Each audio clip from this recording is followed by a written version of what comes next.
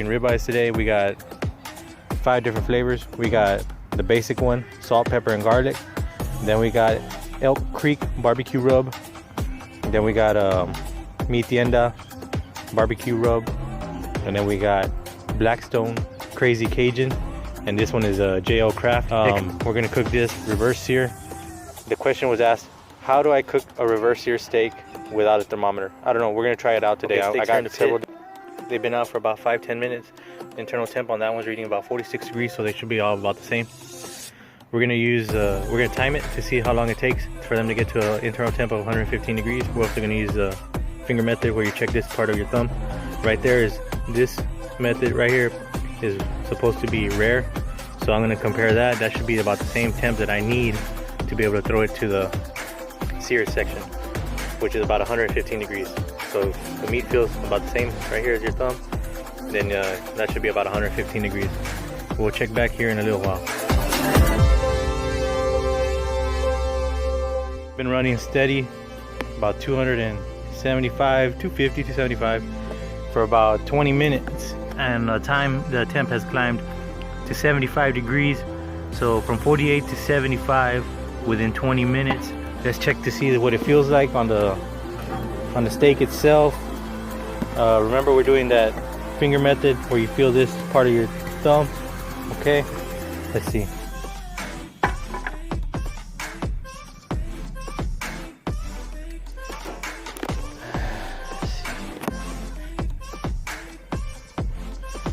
There, I guess a little more than rare. I'm not too sure. To be honest with you, this method might not be the best method. We might have to use straight time on this. We'll try again when they hit the temp of 115 degrees. Okay.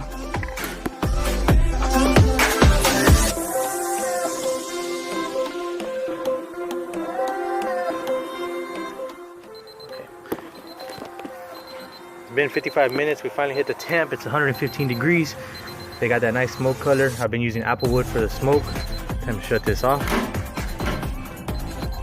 Okay, now we're gonna sear them here on this little grill. I know it's homemade. I'm gonna sear them probably about 55 seconds, 45 seconds on each side, turning one way, then the other way, flipping, turn one way, turn the other way, and then to get those nice little grill marks. So give me 1 second while I get everything ready. How do we know it's hot enough to sear? Well, you'll know because if you drop any kind of spit, water, whatever onto the grates, you'll hear it. You hear that? Sizzling. So it's ready hot. So it's time to sear these. 45 seconds on this side. My phone crapped out, overheated. So I'm gonna stand away from the fire, let it do its thing for 45 seconds. This little section of the video is gonna take a little while. I already did several other steaks, but the phone didn't record them. So we're gonna try it this way. Let's see, 45 seconds, here we go.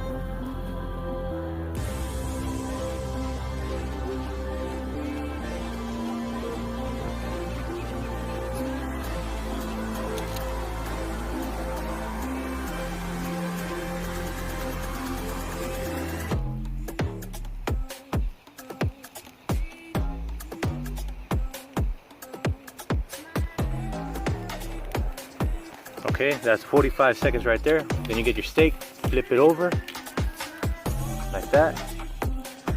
Another 45 seconds, which is 45 and 45, minute 30.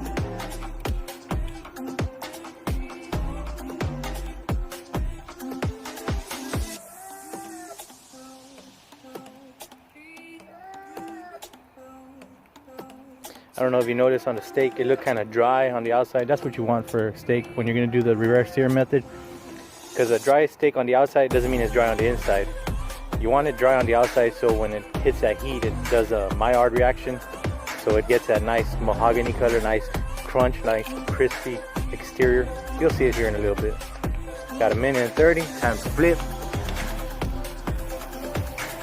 Okay. Back to what I was saying.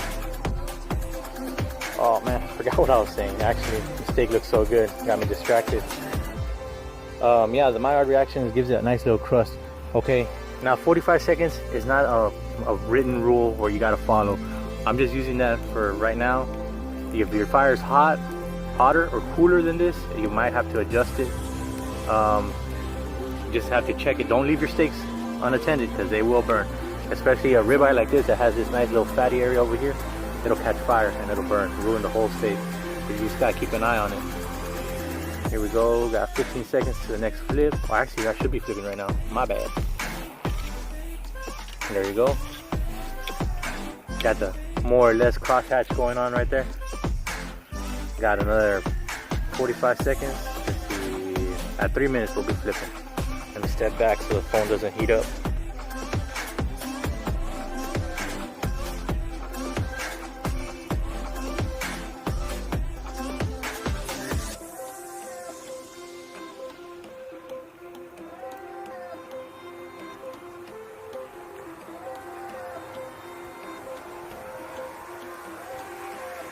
Got 3 seconds, 2 seconds, 1 second. Okay, we're gonna check this. You like that crust? I'm gonna put it a little bit longer. This side looks good, but I want the other side crispy and crunchy. Because remember, when it comes to presentation, only one side's gotta look good. Nobody's gonna fix the steak and look on the other side. So let's get this other side crispy.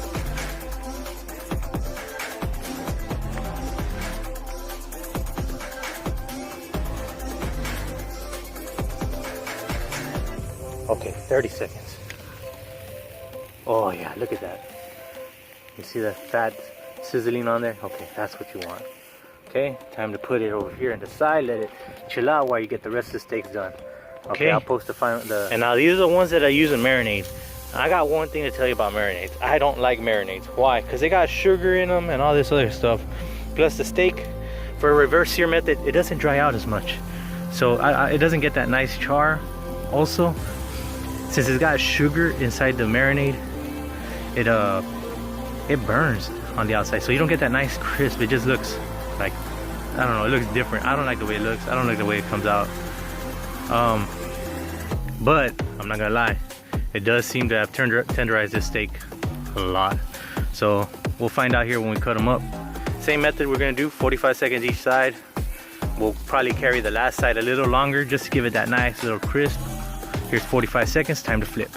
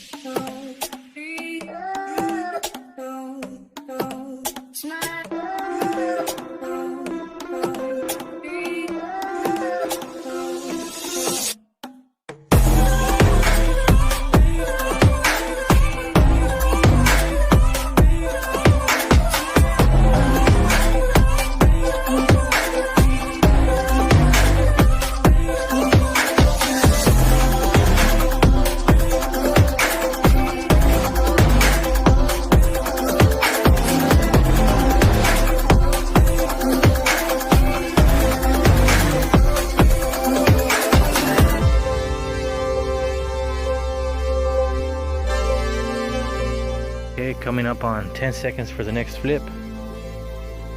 Might leave this one a little longer to give it that nice crust on that one side.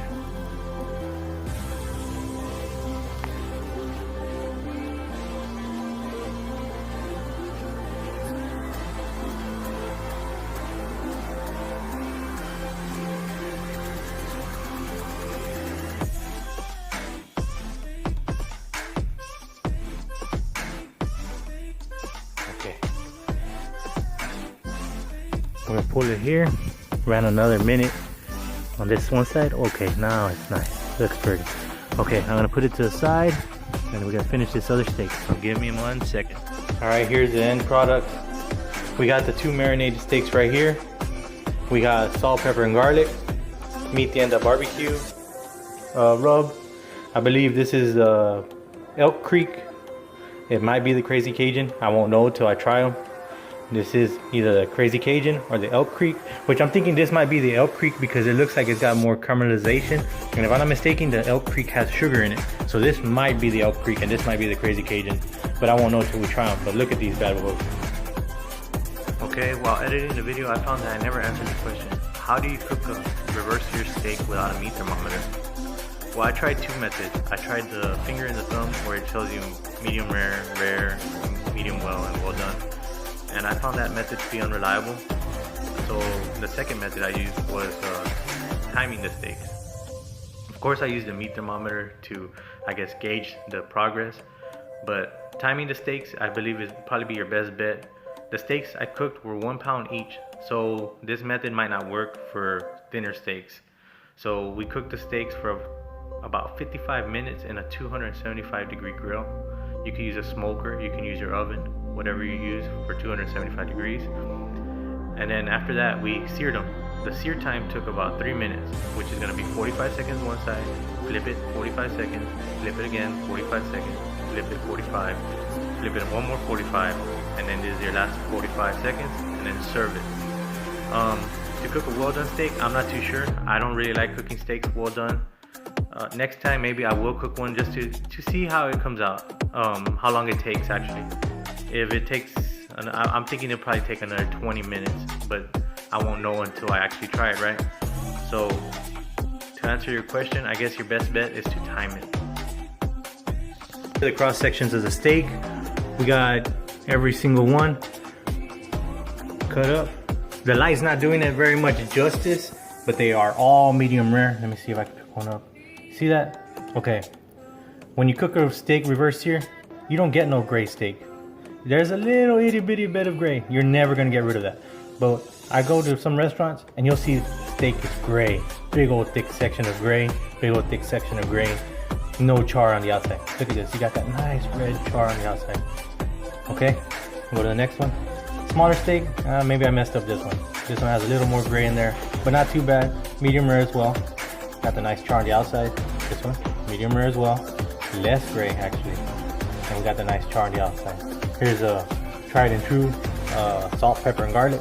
Same thing, got nice char, hot pink in the middle, or what is it called for the medium rare? A little bit of gray here, a little bit there. This is the marinade one. This one, man, I'm surprised. The marinade really tenderized this meat. It didn't get no char though. It doesn't really get too much char, but it is medium rare. It looks perfect.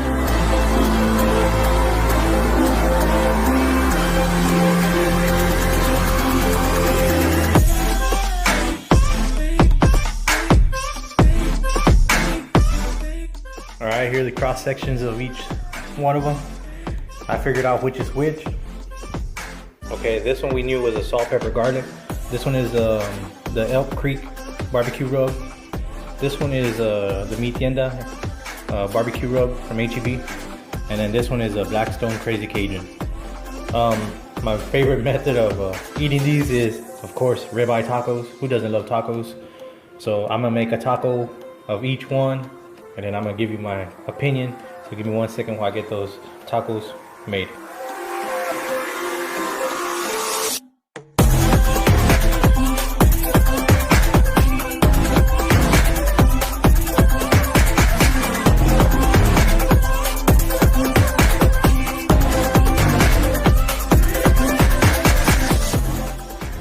Okay, after eating all 4 steaks, I gotta say I can't find a definitive winner. Salt, pepper, and garlic, and I know as basic as it be, it's still a very good steak versus this Elk Creek BBQ Rub.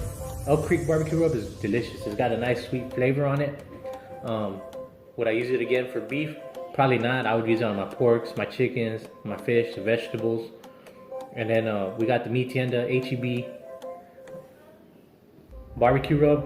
That one is good. That one has that same similar seasoning to when you buy prepackaged barbecue meat, which says barbecue on it. Now you got the rub at home, and you can use it on premium cuts of meat. Like say you go to Sam's Club or Costco and you buy Angus fajitas, Wagyu fajitas, or not Wagyu chicken. I don't know such thing. I don't know, a nice chicken, or what's that other one called from that pork? I don't remember the name, but it's some special Iberico Pork. Actually, there we go, Iberico Pork from overseas, and you can season it with that Tienda rub, and man, it's good. It's gonna be delicious. Okay, the Crazy Cajun, oh man, that one's nice. That has a nice real small little bit of heat that goes through the whole meal. Not overwhelming, no, it's not gonna burn you. You're not gonna have to run for a glass of water. It's just nice even heat throughout the whole meal. It's delicious. Blackstone, I don't know what's going on with the Walmart deal on them. Maybe it's just because of the end of season, because it is already December. Who's grilling in December, right? So maybe it'll come back next year. I don't know what's going on with that. But if you can find a bottle of that Crazy Cajun, I would recommend buying that bottle. Also recommend buying the Tienda. Also recommend buying Elk Creek. See, I can't give you a definitive winner. All I can tell you is, hey, go try these seasonings out. You might like them. Because remember, like I said, no recipe is perfect. Everybody's taste palates are different. What I like might be different from what you like. So I guess it's up to us to cook the meals and try them out to see what we like. I'll give you these 4: salt, pepper, garlic, Elk Creek, Tienda, and we got Blackstone. Try them all and you can find them all. Until next time, peace.